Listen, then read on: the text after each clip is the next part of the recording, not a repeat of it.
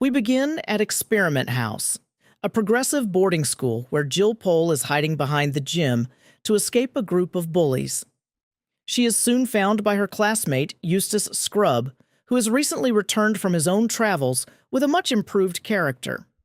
Hearing the bullies closing in, the two make a run for the shrubbery.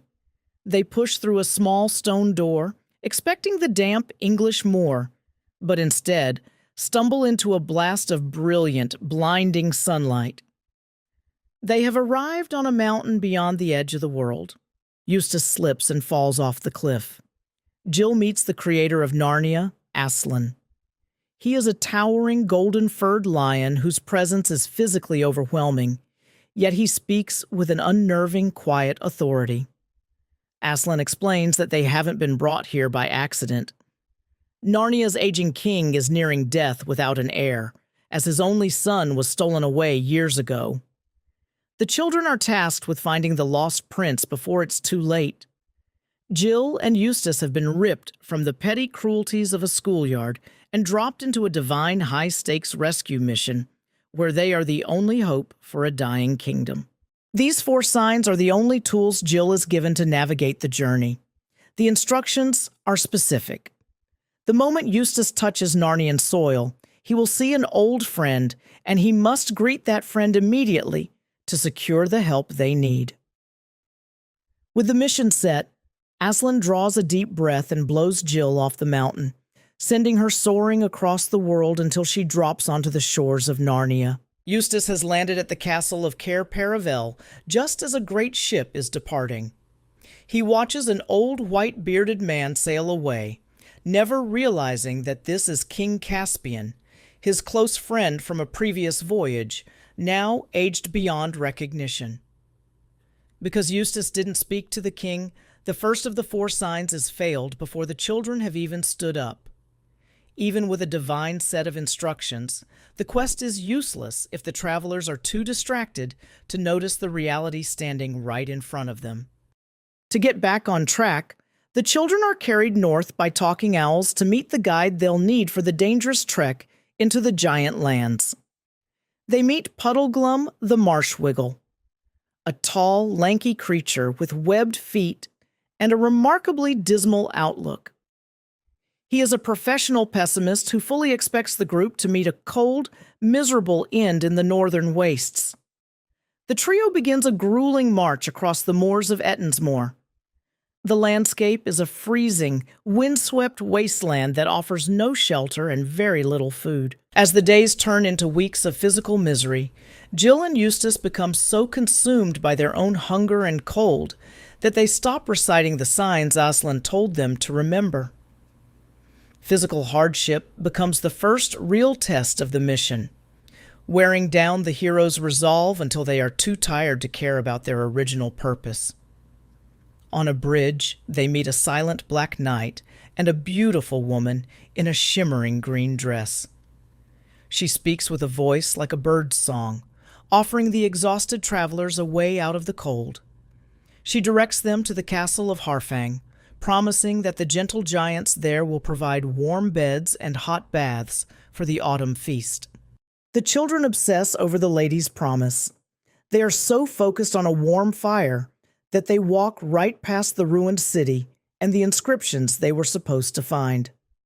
The truth at Harfang is revealed when the children find a cookbook in the giant's kitchen. The gentle giants haven't been hosting them as guests. They have been fattening them up to serve as the main course for their feast. They make a frantic escape through a crevice in the castle's foundation, tumbling away from the giants into absolute darkness beneath the earth. The lady's trap worked because she knew that cold, tired travelers would prioritize a soft bed over a difficult duty. Deep underground, they are captured by an army of somber earthmen and taken to the palace of the Queen of Underland. There, they are reunited with the silent Black Knight. The knight explains that he is under a strange affliction.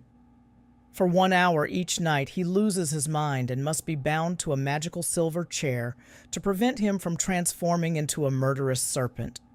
During his mad hour, the knight begins to scream, but not in rage. He begs the children to set him free, specifically in the name of Aslan. After failing every other instruction, the final sign has finally been triggered. The children face a terrifying dilemma. If the knight is telling the truth, they must release him. If he's lying, he might kill them all the moment he's free. Choosing to trust the sign, they cut the bonds. The knight immediately draws his sword and smashes the silver chair to pieces. The enchantment breaks, and he reveals himself as Prince Rilian, the lost heir of Narnia. True obedience to the signs requires a leap of faith, forcing the heroes to choose their instructions over their own instinct for self-preservation. The Lady of the Green Kirtle returns to find her prisoner free. She begins burning a hypnotic powder and playing a mandolin, weaving a spell to convince the group that the sun, the sky, and Aslan are nothing more than childhood fantasies. As the children and the prince begin to succumb to the hypnotic rhythm, Puddleglum takes a stand. He stamps his bare webbed foot directly into the magical fire, using the searing pain to snap himself out of the trance. He tells the witch that even if she's right and Narnia is just a dream, that made-up world is so much better than her real one that he's going to live like a Narnian anyway. Exposed, the witch transforms into a massive green serpent, the same beast that killed the prince's mother years ago. But Rilian is no longer a prisoner. He and the others draw their swords and strike the serpent down. Believing in a higher truth is a deliberate choice, requiring the will to reject a comfortable lie even when that truth is hidden from view. With the witch dead, the Underland begins to flood and collapse. The four heroes lead their horses through the rising waters and up through a narrow tunnel, finally breaking out into the snowy woods of Narnia. Rilian reaches the coast just as his father's ship returns. The reunion is bittersweet. King Caspian lives long enough to see his son one last time and give him his blessing before passing away. Jill and Eustace are brought back to Aslan's mountain, where the lion restores the dead king to life and youth. Caspian is no longer a withered old man, but a vibrant young king in the land where death has no power. Aslan then sends the children back to their school to set things right. Armed with the strength they found in Narnia, Jill and Eustace charge with riding crops and swords. The tormentors see only a roaring lion and 3 glittering warriors and scatter in total panic. By facing the dark magic and serpents of another world, Jill and Eustace have gained the inner steel needed to stand their ground against the petty evils of their own.